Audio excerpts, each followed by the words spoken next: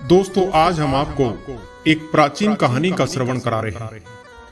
आज की इस कहानी में हम जानेंगे कि कौन से 3 तरह का धन खाने पर अगले जन्म में भैंसा बनकर चुकाना पड़ता है। दोस्तों, आज की ये कहानी बहुत ही ज्ञानवर्धक और शिक्षाप्रद है, इसलिए कहानी को पूरा सुने और हो सके तो अच्छी बातों पर अमल भी करें। दोस्तों, प्राचीन समय की बात, एक छोटे से गांव में एक हजारीमल नाम का एक सेठ रहा करता था।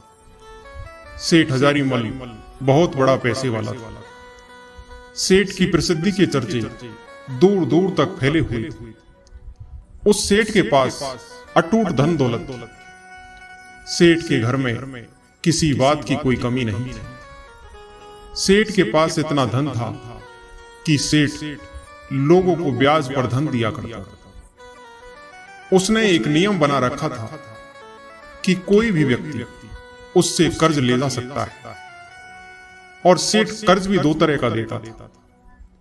एक तो इसी जन्म में लौटाने के लिए और दूसरा अगले जन्म में लौटाने के लिए।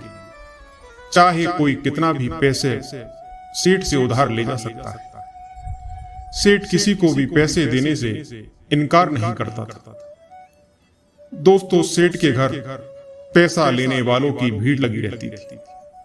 लोगों को लगता था कि सेठ के पास बहुत पैसा है और ये सेठ बिल्कुल महामूर्ख आदमी है, इसलिए सेठ अपने धन को अगले जन्म की कहकर लुटा रहा है। कोई ईमानदार स्वभाव का होता तो इसी जन्म में लौटाने की बात कहकर सेठ से पैसे उधार ले जाता था, और जो बेईमान लोग होते वो अगले जन्म के लिए कर्ज ले जाते। उनको लगता था कि सेठ महामूर्ख है। लोग इस जन्म में भी पैसे लौटाने की नहीं सोचते। अगले जन्म में भला कौन इसे पैसा देने आएगा। यह तो पागल है जो अगले जन्म की आस लगाए बैठा है। अगर किसी को किसी चीज की आवश्यकता पड़ती थी तो वह फौरन सेठ के दरवाजे पर पहुंच जाता, और इधर सेठ भी बड़े उदार हृदय का व्यक्ति था। उसने 4-5 मुनीम अपने पास इसी कार्य के लिए बैठा रखा कि जो कोई भी पैसे लेने आए उसे पैसे दिए जाएं। कोई भी उसके दरवाजे से निराश नहीं जाना चाहिए। मुनीम कर्ज लेने वाले को उनकी मांग के अनुसार उन्हें पैसे दे दिया करते। कर्ज लेने वाले से सेठ एक ही बात पूछता था कि यह पैसा इसी जन्म में चुकाओगे या फिर अगले जन्म। ज्यादातर लोग तो अगले जन्म की कहकर पैसे ले जाते थे। सेठ पैसे लेने वाले का नाम पता सब अपने रजिस्टर में चढ़ा लेते थे। इधर लोग भी अपना नाम पता खुशी खुशी सेठ के रजिस्टर में लिखवा दिया करते और सेठ से मुंह मांगा पैसा ले जाते। दोस्तों, सेठ यह कभी नहीं सोचता था कि ये लोग मुझे पैसे लौटाने आएंगे कि नहीं आएंगे। दोस्तों, इसी तरह से सेठ का काम निरंतर चलता रहा। दोस्तों, अब देखिए, एक गांव के 2 विचित्र व्यक्ति थे। दोनों बड़े गहरे दोस्त थे। वे दोनों व्यक्ति कोई काम धाम तो करते नहीं थे। उनका काम था जुआ और सट्टा खेलना, चोरी और बेईमानी करना। वे दोनों कभी काम करने नहीं जाते। उन्होंने कई सालों से कभी कोई काम नहीं किया था। वे दोनों हमेशा चोरी डकैती करने में लगे रहते। एक दिन उनसे कुछ लोगों ने कहा, अरे भाई, तुम कहां इन गरीब लोगों का धन लूटते रहते हो? तुम हजारीमल सेठ के पास क्यों नहीं चले जाते? सेठ हजारीमल लोगों को मुंह मांगा पैसा उधार देता है। अगर तुम्हें पैसा लौटाना है तो इसी जन्म की कहकर ले आना, और अगर नहीं लौटाना है तो अगले जन्म की कहकर पैसे ले आना। वो सेठ दोनों तरह से पैसा उधार देता है, इसलिए तुम सेठ हजारीमल के पास चले जाओ। इन गरीबों को क्यों लूटते हो? दोस्तों, सेठ हजारीमल के बारे में सुनकर वे दोनों चोर बड़े खुश होते हैं।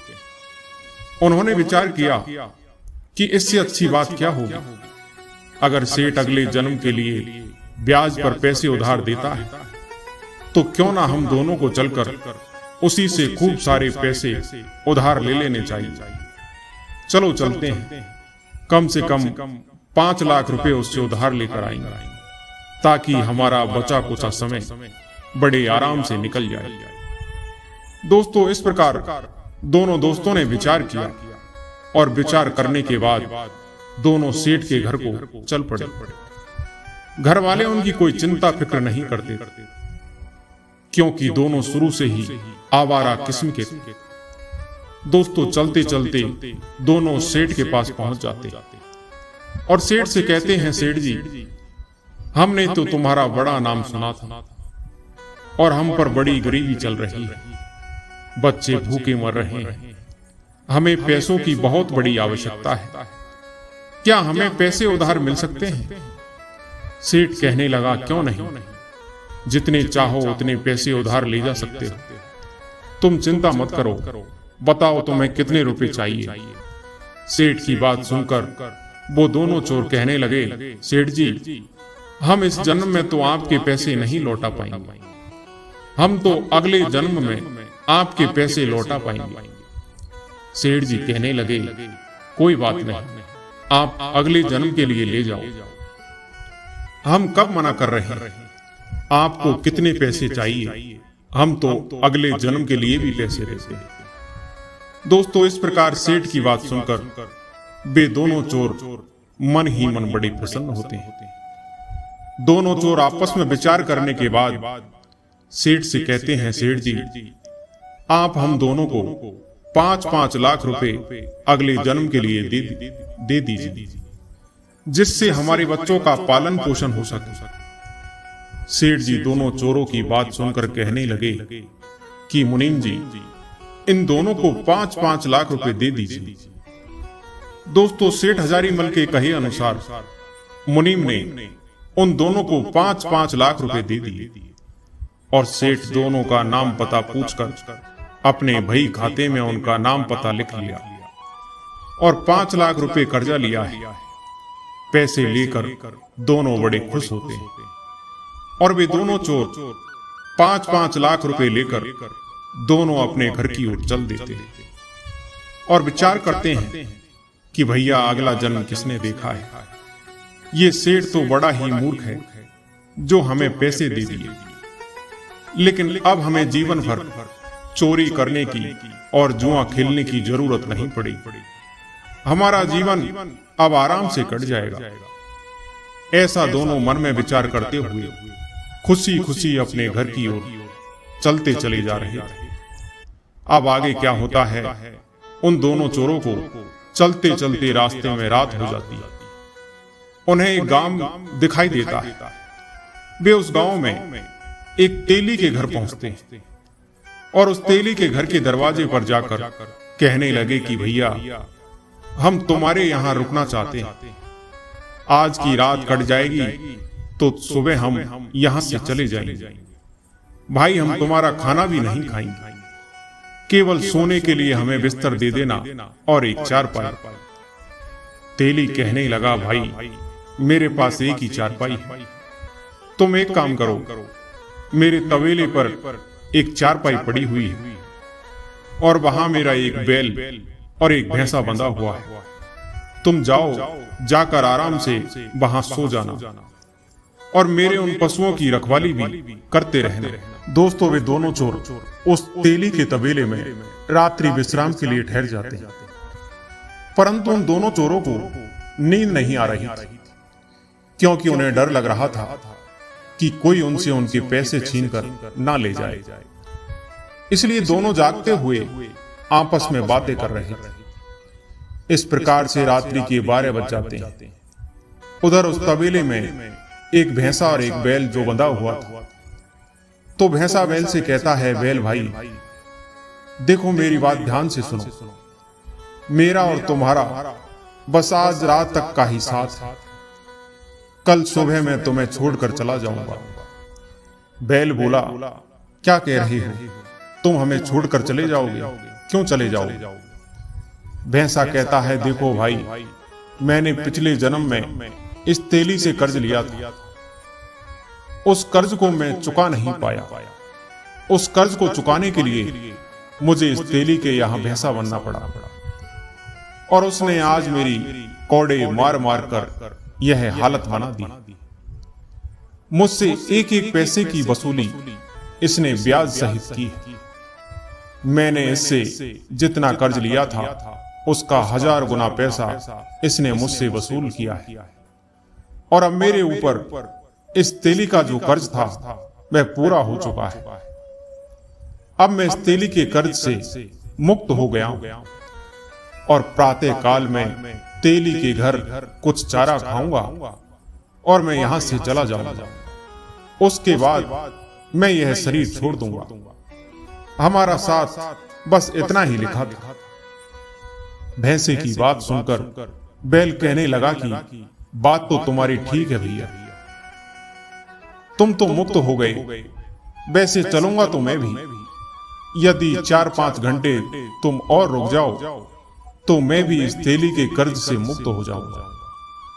मुझे इसका कोलू 4-5 घंटे और चलाना है। उसके बाद एक कसाई आएगा और उस कसाई पर मेरे पूर्व जन्म के रुपए चाहिए।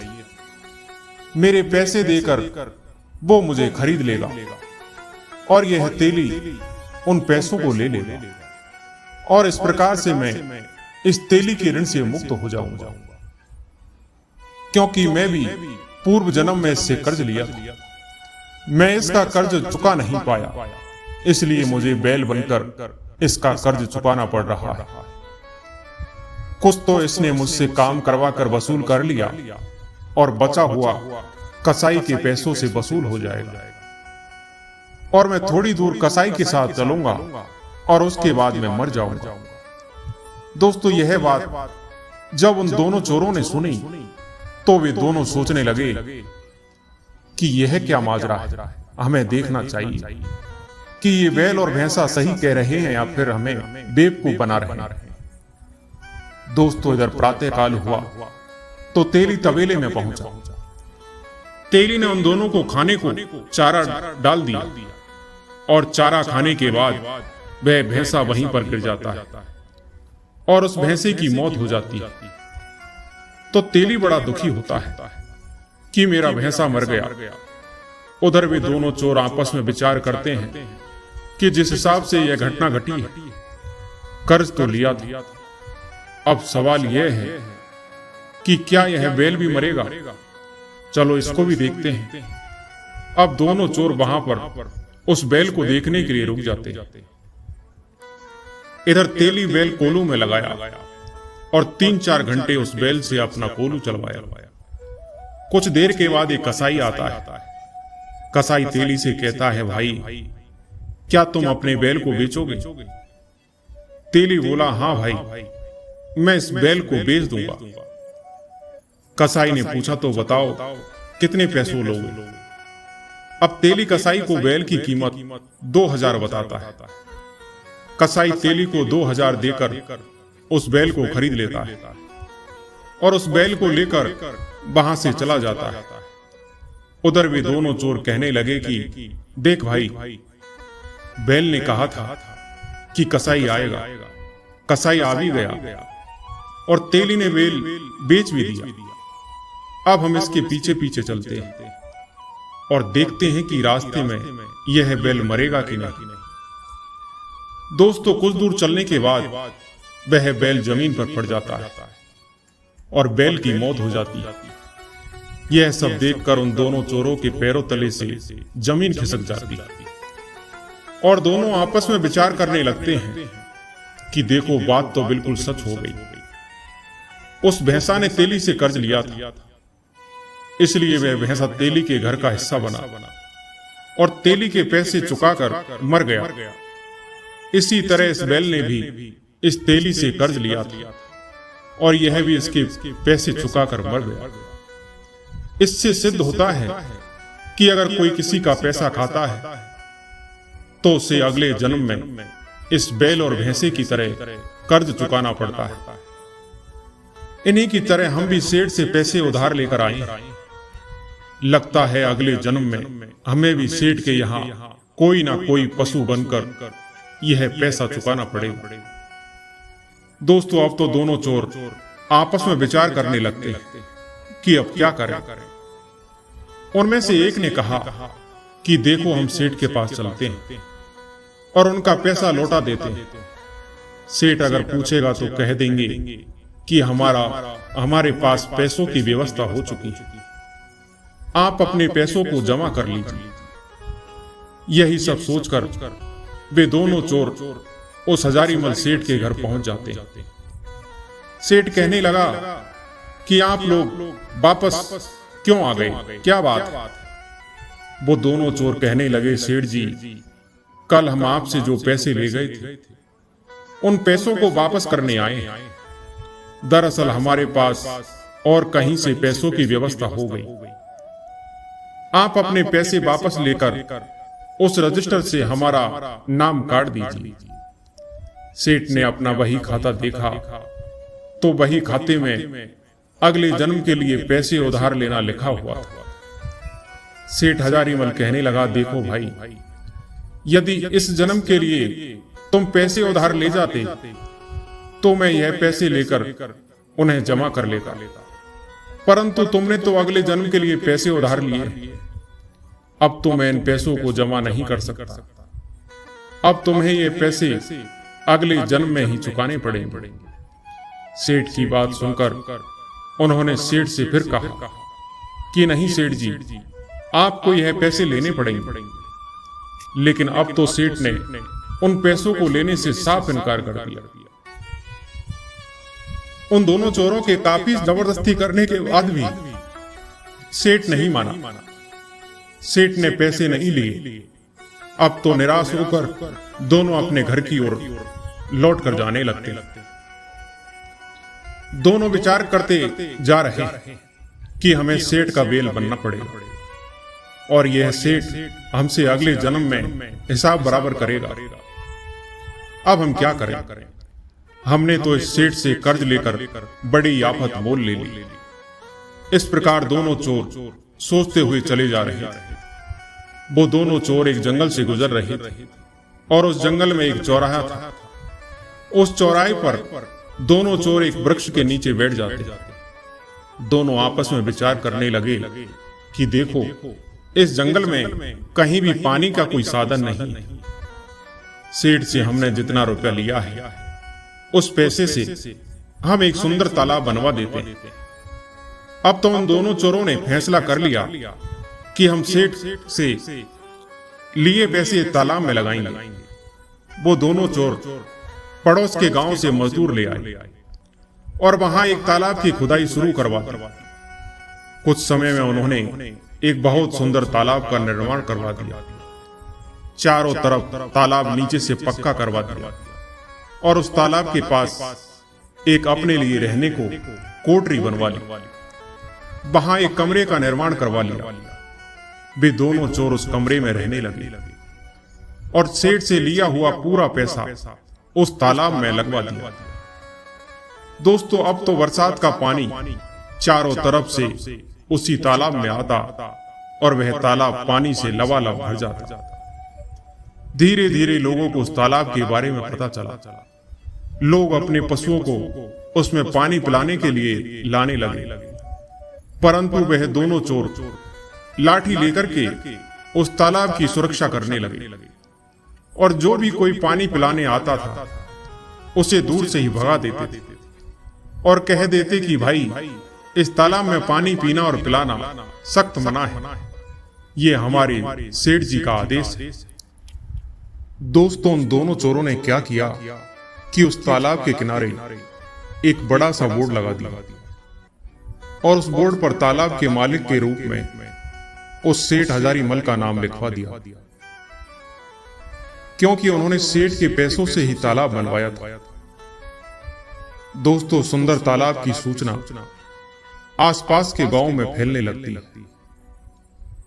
कि कितना सुंदर तालाब सेठ ने जंगल में बनवाया है। बहुत सुंदर पानी है, परंतु उस पर 2 पहरेदार रहते हैं और जो भी व्यक्ति आता है जो भी पशु आते हैं वे उन्हें पानी पीने से रोक देते। दोस्तों, एक दिन गांव के कुछ लोग उन दोनों चोरों के पास आते हैं और कहते हैं कि भाइयों, तुमने इतना सुंदर तालाब बनवाया है, फिर तुम हमारे जानवरों को पानी क्यों नहीं पीने देते हो? अगर तुम इस तालाब में जानवरों को पानी ही नहीं पीने देंगे तो फिर तुमने तालाब ही क्यों बनवाया है? फिर वो दोनों चोर कहने लगे कि देखो भाई, इसमें हमारी कोई कमी नहीं है। ये तालाब सेठ हजारीमल ने बनवाया है और हम तो उनके आदेश की पालना कर रहे हैं। इसलिए तुम सेठ हजारीमल के पास जाओ और उन्हीं से पूछो। दोस्तों, अब तो उन दोनों चोरों की बात सुनकर गांव के लोग सेठ हजारीमल के घर पहुंच जाते हैं। इधर एक साथ इतने सारे लोगों की भीड़ देखकर सेठ हजारीमल आश्चर्य में पड़ जाता है कि हमसे कोई गलती तो नहीं हो गई, ये इतने सारे लोग यहां क्यों आए? दोस्तों, सेठ हजारीमल उन लोगों के डर से उन सब से दूर से ही राम राम करने लगा और हालचाल पूछने लगा। उसके बाद में उनके आने का कारण पूछता है। अब तो सारे गांव वाले कहने लगे, सेठ जी, आपने इतना सुंदर तालाब बनवाया है, जब आप उस तालाब से ही किसी को पानी नहीं पीने देते हो तो आपके तालाब बनवाने का क्या फायदा? तालाब का नाम सुनकर सेठ चौंक जाता है। कहने लगा, भाइयों, आप कौन से तालाब की बात कर रहे हैं? मैंने तो कोई तालाब नहीं बनवाया, आप लोग गलत कह रहे हैं। गांव वाले बोले, सेठ जी, हम इतने लोग पागल नहीं हो सकते, हम अपनी आंखों से देखकर आ रहे हैं। तालाब के किनारे पर बोर्ड लगा हुआ है और उस बोर्ड पर मालिक के रूप में आपका ही नाम लिखा है और उस तालाब पर आपने 2 नौकर बैठा रखे, वहीं आपके दोनों नौकर किसी को पानी नहीं पीने देते। सेठ कहने लगा कि भाइयों, मैंने तो ऐसा कोई तालाब नहीं बनवाया। गांव वाले कहने लगे, सेठ जी, वो तालाब आपका ही है और आप हम लोगों को पानी से वंचित करके पाप के भागी बन रहे हैं। गांव वालों की बात सुनकर सेठ बड़ी मुसीबत में पड़ गया कि मैं इन लोगों को कैसे समझाऊं कि मैंने कोई तालाब बनवाया ही नहीं। सेठ कहने लगा, चलो मैं स्वयं चलकर देखता हूं। अब तो सेठ जी स्वयं गांव वालों के साथ उस तालाब की तरफ चल देता है और उस तालाब पर पहुंचते हैं। सेठ ने देखा कि 2 लोग लाठी लेकर उस तालाब की रखवाली कर रहे हैं। फिर सेठ ने वहां लगे हुए बोर्ड को देखा तो उस पर मालिक के रूप में सेठ का इनाम लिखा हुआ था। सेठ ने उन दोनों लोगों को अपने पास बुलाया और कहने लगा, भाई, आप इस तालाब से लोगों को पानी क्यों नहीं पीने देते हो? क्या कारण है? और आपने यह तालाब भी मेरे नाम से बनवाया है। मेरे नाम पर तालाब बनवाकर लोगों को पानी से वंचित रखकर मुझे क्यों पाप का भागी बना रहे, जबकि मैंने तो यह तालाब बनवाया ही नहीं। सेठ की बात सुनकर दोनों चोर सेठ से कहते हैं, सेठ जी, हम आपसे 10 लाख रुपए अगले जन्म की कहकर उधार लेकर आए थे।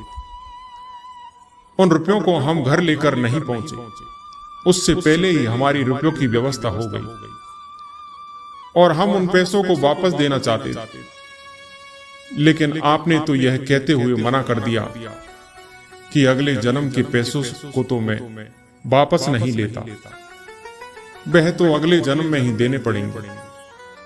लेकिन सेठ जी, हम उन पैसों को इसी जन्म में देना चाहते थे और आपने उन पैसों को लेने से मना कर दिया। अब बताओ हम क्या करते? इसलिए हमने उन पैसों से यह तालाब बनवा दिया। अब पैसे तो आपके ही थे, इसलिए इस बोर्ड पर मालिक के रूप में आपका नाम लिखवा दिया। अब जब तक आप उन पैसों को माफ नहीं करोगे और अपने रजिस्टर से हम दोनों का नाम नहीं काटोगे, तब तक हम इस तालाब से किसी को भी पानी नहीं पीने देंगे। यदि आप हमारे पैसे जमा कर देते हो तो हमें कोई हर्ज नहीं, चाहे जो आकर पानी पिए। दोस्तों, उन दोनों चोरों की बात सुनकर सेठ बड़ा हैरान हुआ कि इन दोनों ने बड़े दिमाग से काम लिया है। इधर गांव वाले कहने लगे कि यह दोनों बहुत अच्छे आदमी हैं, दोनों ने मिलकर बहुत अच्छा तालाब बनवाया है। सेठ जी, आप इनका कर्ज माफ कर दो, ये भले आदमी हैं। सेठ जी को अब बात समझ आ चुकी थी कि ये मेरे नाम का गलत इस्तेमाल करेंगे और इस प्रकार से तो ये मुझे नर्क का भागी बना देंगे। सेठ जी कहने लगे, देखो कोई बात नहीं, तुम्हारे पैसों को मैं अभी जाकर के जमा कर दूंगा, लेकिन अब इस तालाब से किसी को भी पानी पीने से मत रोकना। दोस्तों, इस प्रकार से उस सेठ ने उन दोनों के पैसों को जमा कर दिया। इस प्रकार से वो दोनों चोर बहुत प्रसन्न होते हैं और अपने घर चले जाते हैं। उस दिन के बाद उन दोनों चोरों ने ना किसी के घर चोरी की, ना किसी के साथ बेईमानी की। उस बैल और उस भैंसे की बातों को सुनकर दोनों चोरों के अंदर ब्रह्म ज्ञान जागृत हो जाता है। दोस्तों, कहते हैं कि अगर हम किसी का एक पैसा भी मुफ्त का खाते हैं तो वह हमें किसी ना किसी तरह से चुकाना पड़ता है। अगर हम किसी के धन की बेईमानी कर लेते हैं तो याद रखना, उस धन को यदि उसने अधर्म के रास्ते से कमाया है तो उस पाप का भागीदार हम उस धन को खाने वाला बने। दोस्तों, बेईमानी का धन खाने वाला दूसरे का पाप भी अपने ऊपर ले लेता है और उस धन का 1000 गुना ज्यादा करके किसी न किसी रूप में उसे चुकाना पड़ता है। दोस्तों, पाप का धन साधन तो देता है पर सुख चैन छीन लेता है, अंदरूनी खुशी नष्ट कर देता है। दोस्तों, जीवन में इन 3 लोगों का पैसा कभी मत खाना, नहीं तो बैल बनकर या भैंसा बनकर चुकाना पड़ेगा। नंबर 1, किसी मंदिर या देव स्थान पर चढ़ा हुआ पैसा। नंबर 2, चोरी, बेईमानी और ठगी का पैसा। और तीसरा, रिश्वत का पैसा। दोस्तों, जो इन 3 प्रकार का पैसा खाता है उसका सर्वनाश हो जाता है। दोस्तों, इस प्रकार से उन दोनों चोरों ने उस रात बैल और भैंसे की बात सुनकर अपने आप को बदल लिया था। दोस्तों, मैं आशा करता हूं कि आपको भी इस कहानी से कुछ सीखने को मिला होगा। आपको ये कहानी पसंद आई हो तो हमारी वीडियो को लाइक और सब्सक्राइब जरूर करें। धन्यवाद।